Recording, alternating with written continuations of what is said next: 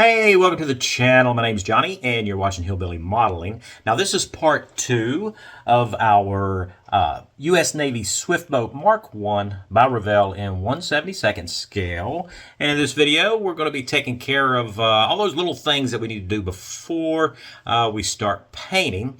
Do some improvements and some modifications that hopefully bring up the level of the model and kind of help it in the overall aesthetics. That's another hillbilly word. Make it look pretty good. So let's go ahead and get some bench time in. Now we're going to pick up right where we left off in part 1 of our build.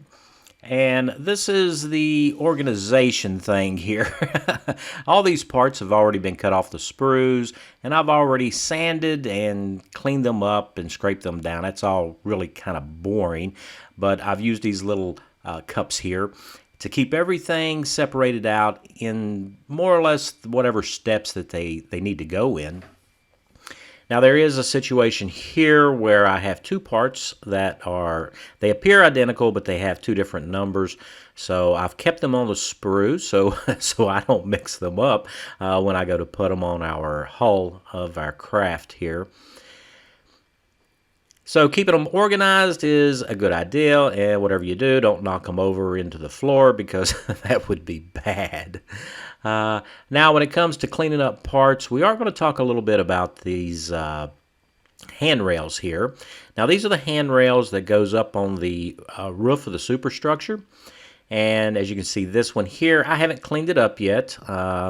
It has some sprue gates and some seam lines from the molds, and there's that big blob of polystyrene on the corner there. So we're just going to take our sprue cutters and very carefully trim off the bulk of this. Now as you can see, these handrails are really fragile, and we want to be very careful when we're handling stuff like this. And one of the problems that we have is how do we securely hold on to these little bitty fragile parts like this without breaking them while we're trying to clean them up. So what I have been doing is clamping them in my tweezers, as you can see here. These are these self-clamping type tweezers. And then you can press it together with your fingers and kind of hold on to the part. And that gives us a lot more stability. And we can go in with a fine sanding stick, as you can see here, and just go ahead and clean these parts up. And this makes it much easier, and I don't have to worry about over flexing the part and breaking it, which of course, I mean, if we do, we just have to fix it. So this can save us some headache here. And as you can see, it cleans up very nice, and that's a very usable part. So, and I didn't break it, so that's a good thing. Now we're going to move on with the rest of the boat here. We have this little part that goes onto the front of the superstructure. It has those two intake vents, and it just simply sets right there in place. Now I'm just going to add just enough to me extra thin to secure it underneath the windshield there. Don't want to add a lot because I don't want to glue it to the deck because our superstructure has to come off this for painting. So we're just going to hold it, let it tack up, and then we can go ahead and remove everything. We can go ahead and disassemble this. Back to our instructions. I know we haven't been following the instructions very well up to this point, but now we're going to see how much of our swift boat we can actually put together and then be able to paint everything accurately. So in step 1, we can go ahead and put our deck on, but you can also see in step 1 that we need to drill a hole. So there is a hole that needs to be drilled right in the very front on that tab that sticks out on the bow. And there's also a bracket on the rear of the hull that is supposed to be drilled out too from reference pictures that I've seen. So they don't tell us to, but we'll do that. And then we'll put those ribs on the stern section as well. Now when it comes to drilling out these holes, It's always a good idea to get a little starter going for your drill bit to bite into. That way the drill bit doesn't walk across the surface and then you end up drilling the hole and not be exactly where you want it to go. So we're just going to use our Tamiya drill here, and we're going to drill that little hole straight on through. Now once we get the hole drilled through, and as you can see, there it is. It's lined up, I think, pretty good. I did okay, I guess, in locating that.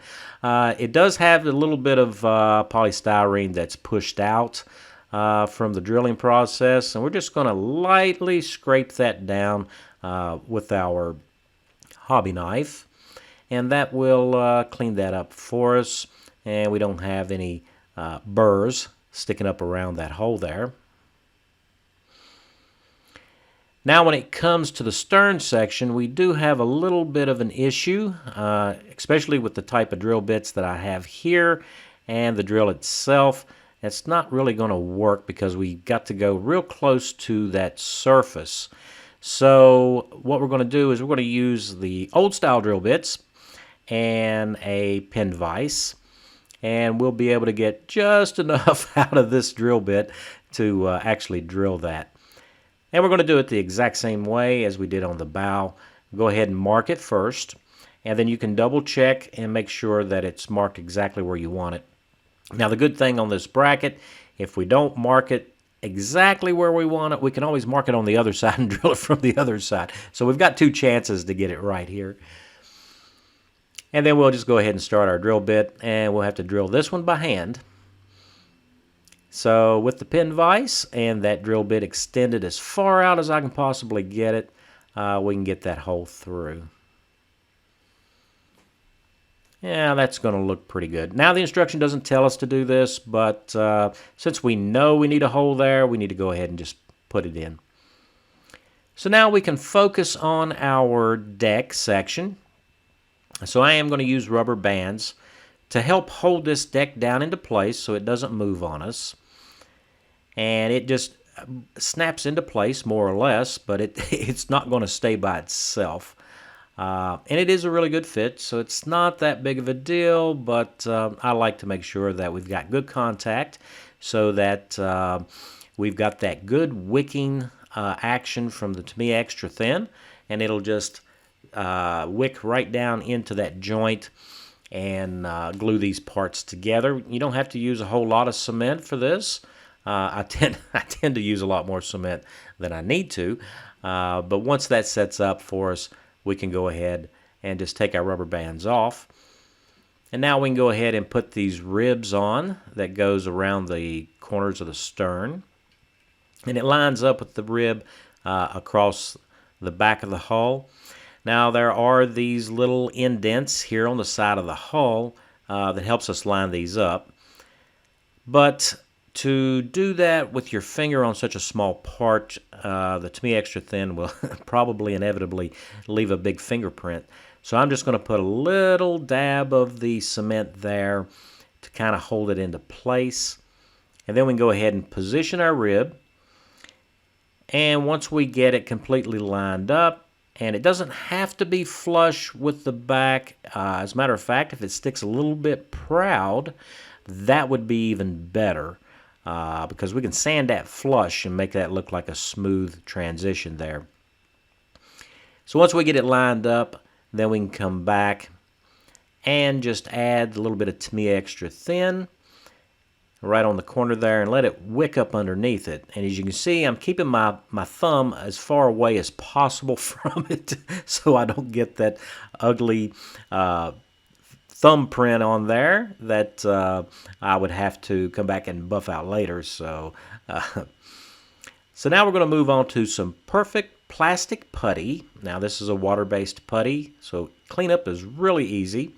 And I'm just going to actually dig it out of the neck there of the tube.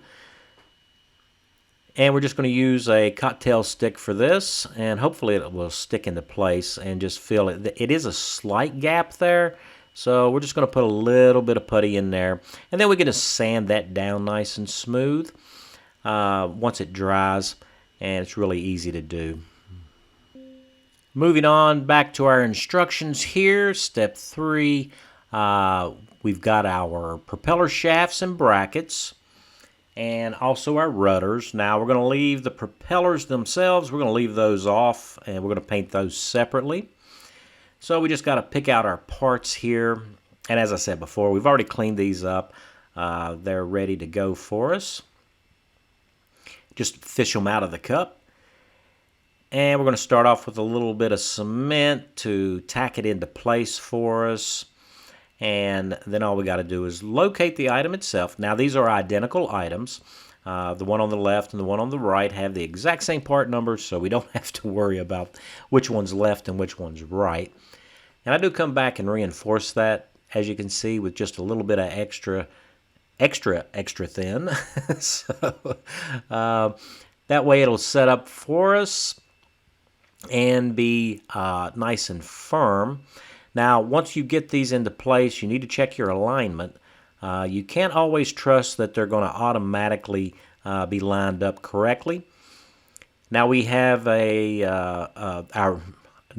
but two rudders. Almost said rotors, but we have two rudders to put into place. And the problem with these is that the holes that the pins go into for our rudders is a little bit oversized. So we do have to be careful when we line these up. And you're going to have to look at it from all different directions, because you can get them canted forward towards the bow, which is not going to look right at all. As you can see there, I just did that. So we need to straighten those those rudders back out and get them lined up correctly. Then we'll just place it on the vessel's stand and let these set up and dry and not mess with it. Once we get everything straight, don't touch it, don't fool with it, let it dry. That way if you accidentally do tap these, you're not going to misalign them. So looking at our instructions, we're going to paint up the chair and the ladder. That's going to be separate. The radio we're going to paint separate, along with our spigot for the sink. And here we've already made up the sink in the last video, and the counter, so and the cabinets. So we don't have to worry about that. And we're going to paint the interior, so we're not going to install these items. Not in this video anyway. We're going to paint those separately. And we've got the same thing with our rear ladder, and we have a radar set. Also, we have a seat and storage locker. Those will be installed after painting. And of course, our fire extinguishers, we're going to do them separately. So we're kind of skipping through here. They're not going to put any windows in or anything like that. We've already put the instruments already in there. It's for our helm, so we're ready to go there. And we're going to, the ship's wheel, we'll paint that separately and add that later. And because of the way that we have constructed this, there are plenty of items that are just, they're either already on or they're not going to be installed until after paint. We don't want to put any of these clear parts in whatsoever until after we get it all painted up. And those clear parts will come later. So let's just skip to the things that we can actually do. So right here, we have some parts that we can put on the main mast. And we'll take care of our radar, and there's an antenna loop there. But before we do that, we actually have two aerial mounts right there. These are for antennas.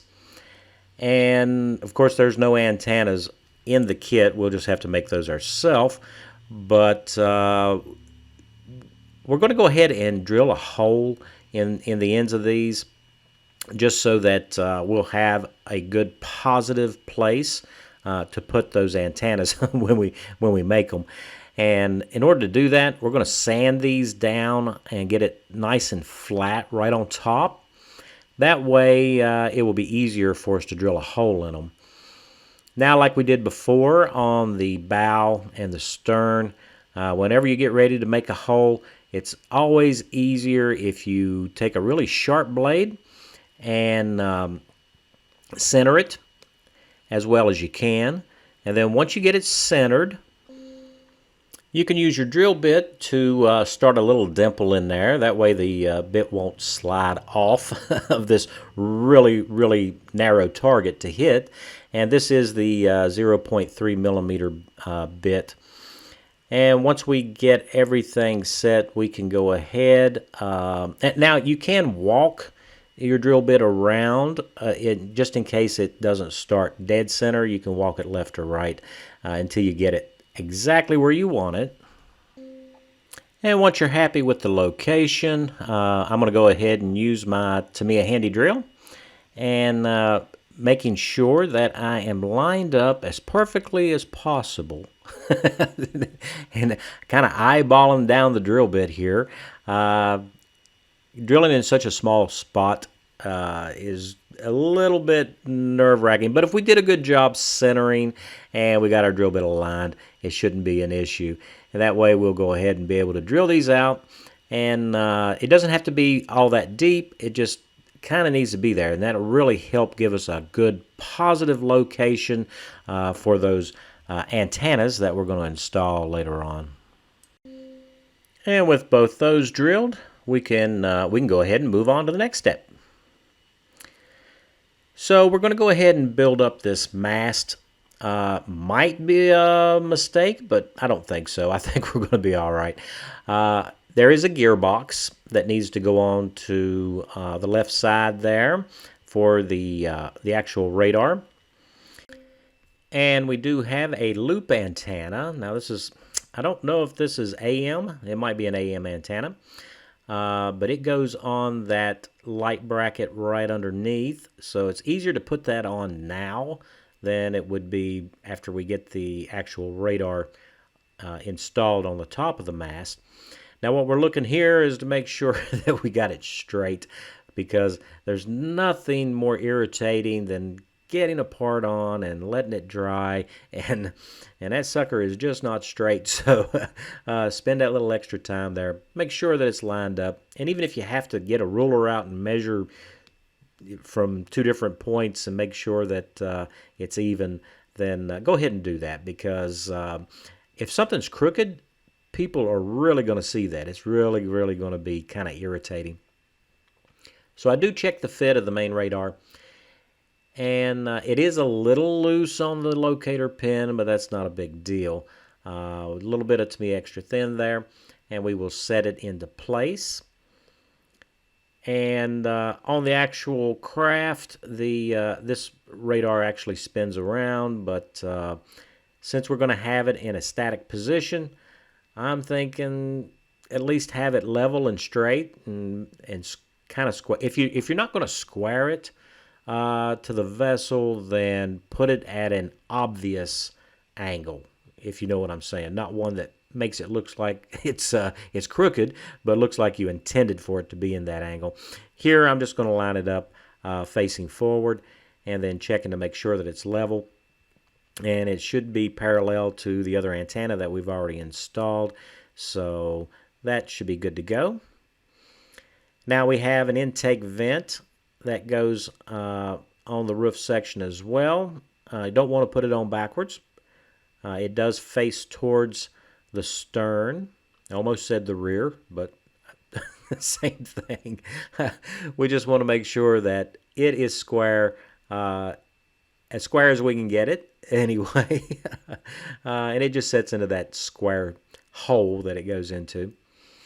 And we got one more part that we're going to go ahead and put on now, and that is the staff or pole for our flag. It does angle towards the stern, the stern of the vessel, so it should be vertical but angled towards the stern. And it's just that simple, and it looks good. So we've already put that vent on, and we've got our doors. We're going to leave those off for painting because they have to be painted on both sides. Um, and the same thing on the opposite side. So we're going to move on. We're going to paint our rafts separately. So we're going to leave that off as well. And on down to our armament section. The ammo storage box will be painted separately, but we do need to take a look at our 50 caliber and whatever this is underneath it there, and the mount. The mount will be painted separately, so we're going to leave that off the vessel, but a quick look here. We have a 50 caliber machine gun, and then what looks like a recoil tube on top of a tube. And I don't know what that tube is. So I did a little research, and I came up with the following picture. And as it turns out, it's an 81 millimeter mortar tube. Who knew the Navy had mortars, right? So, as you can see in the picture here, they did not, it's not drilled out, so it doesn't look like anything. So you can't have a mortar tube without a hole in it, right? There's nowhere for the rounds to go. So we're going to use the same process that we did when we were drilling the other holes. Get us a little starter hole going here. And so I've chosen a drill bit that's actually smaller than the finished size. I just want to make sure that we get the little dimple started, our starter hole, right where it's supposed to go. Even though we've marked it with our hobby knife, it doesn't hurt to make sure that you've got it as close to dead center as you can get it. Because it's supposed to be a mortar tube, we need to have it kind of as thin as possible in polystyrene, you know. And this is a really small scale anyway, so we're going to have to be careful. And once we get our starter dimple started, we can pick out the next drill bit that's going to give us the effect that we want. And I'm just going to drill this by hand. And if you got real sharp bits, it's easy to do. We want to make sure that we're getting it straight. So I am kind of walking this over a little bit before I drill it to depth. And as you can see there, we now have a hole in our mortar tube, which is exactly what we needed. So that's a good little modification to do. Now, when it comes to the machine guns, of course, we're going to have the same issue. Now, these guns are very, very small in this scale. 172 scale is really small when it comes to even 50 caliber machine guns. So you got to be careful. You need to start off with a flat surface. So I squared it, and then we're going to mark it, and then we can go ahead and we can drill it. And we don't have to drill very far. We just need that little relief detail so that it's obvious that there is a hole there. If anybody cares to look, it'll be there. We got a place for our bullets to come out, and that's important. I know it's a really small detail, but I think all the little details really are important, so we're going to do the best we can with them. Now, we also have our twin 50s that goes up into our fighting position above on the superstructure, and I've already drilled those out, and I've glued these guns together already. Really simple affair there. So scanning through our instructions once again, I think the very next thing that we need to talk about, or look at anyway, is going to be these rails that are around the fantail and around the rear of the vessel itself. Now, I've already cleaned these up. However, if we go to our instructions, you can see here they kind of have just a string wrapped around and tied, which doesn't look very good, to be perfectly honest with you. And then in the instructions themselves, they show us with the string going through eyelets, but it says to tie a knot and then to repeat for the opposite side. So I kind of like the idea of it going through eyelets, as you can see there. The only little problem that we have is we've got these knobs and no eyelets on our railing, so we're going to have to work on that. And as you can see here in this photo, they are eyelets that are at the top of each one of those posts for our railing. So let's do that. Now with our plastic part, it's just kind of a knob. And we want to make sure that we're going to be able to drill this. So what we need to do is flatten the facing sides of the knobs. So whatever side of the knob that faces the next knob needs to be flat. And we can do that with our sanding stick, as you can see I'm doing here. And I just need a little flat there. I don't want to be sanding the actual post flat, just those little knobs on top. And that'll give me something to come in with the hobby knife and start a little starter, just like we've been doing for all the other holes that we've been drilling. We've been drilling a lot of holes lately, haven't we? So we need something to pass our thread or wire or whatever through. So we're going to start it off and get it as center as possible. And I have chosen this wire right here. Now this is a piece of copper wire that I have stripped out of some 18 gauge automotive wire, my favorite automotive wire to use for copper wire for either making tow cables, or in this case it's going to be the top railing run. And as you can see here, I did mic it so that you guys would know what size I'm using, and that's a 0.24 millimeter. So at 0.24 millimeter, we should have enough room with the smallest drill bit that I have to drill these the knobs out to turn them into eyelets. And so that will be the 0.3 millimeter bit, as you can see here. And so I am just going to start it just like we did previously, to make sure that we are as center as we can get into this really small part. Now these handrails are kind of fragile, and we don't want to break anything.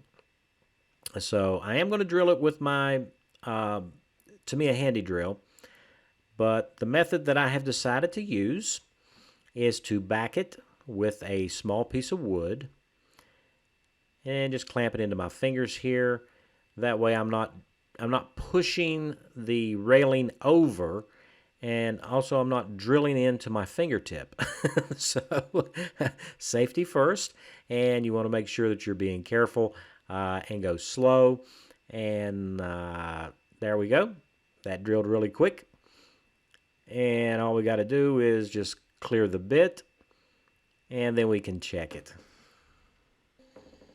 Now once we have taken and drilled both of these eyelets out, we can check it with the wire and see if our 0.24 millimeter wire fits in our 0.3 hole. And it does. It fits just fine, but I think probably later on we'll come back and just open these holes up to 0.5 millimeter after we make sure that we're able to drill center in every single one. So that's going to look pretty good. I think that we are in scale, and it looks pretty good. I think it's going to be fine for us. Now when it comes to our copper wire, it is a little, well, it's kind of bent up and curvy and all that, and we need to kind of straighten it out. And here I'm just using my tweezers and pressing it down on my cutting mat and just rolling it on the mat. And if you roll over it a couple of times, it will straighten that wire right out for us. And as you can see here, it's a fairly straight wire, so that's something that we can work with. Now we're not going to cut the wires to length, and we are not going to glue them into place on the handrails, because there can be some deviation between the deck angle and these actual handrails, and we need to glue these in place first before we thread the wire through it and affix it into place. And that'll be after painting. So here we're just checking make sure everything looks good, and I think it looks fine. It's much better than wrapping thread around the poles, I believe. So that's going to be a nice little detail, and that'll bring the kit up a little bit better in detail than what Revell has provided for us there. And what the heck, since we got the drills out, let's keep going. Revell did not mold the holes in the top of our anchors all the way through. So let's just go ahead and fix that while we're at it. I just found a drill bit that fits the imprint that was already molded in, and we're just going to pass that hole all the way through. And then we're going to come back and just clean up those holes with our craft knife. And that is a number 11 blade too, just in case you're wondering. And that'll take care of any little furries or fuzzies that, that we have there from drilling it. And so I think that will do it. We've got everything ready for painting. So we got a lot of parts that we're going to paint separately. And then, of course, we got to paint the interior. And painting the interior will be in the next part, so look for that. That'll be part 3 of this build. Special thanks to all my subscribers. It's because of you guys that I keep making these videos, and I hope you guys enjoyed this one. And if you're new to the channel and not a subscriber, I hope today I earned your subscription. And if you really enjoyed the video, go ahead and give a like. I'd appreciate that. So until next time, guys, you stay safe.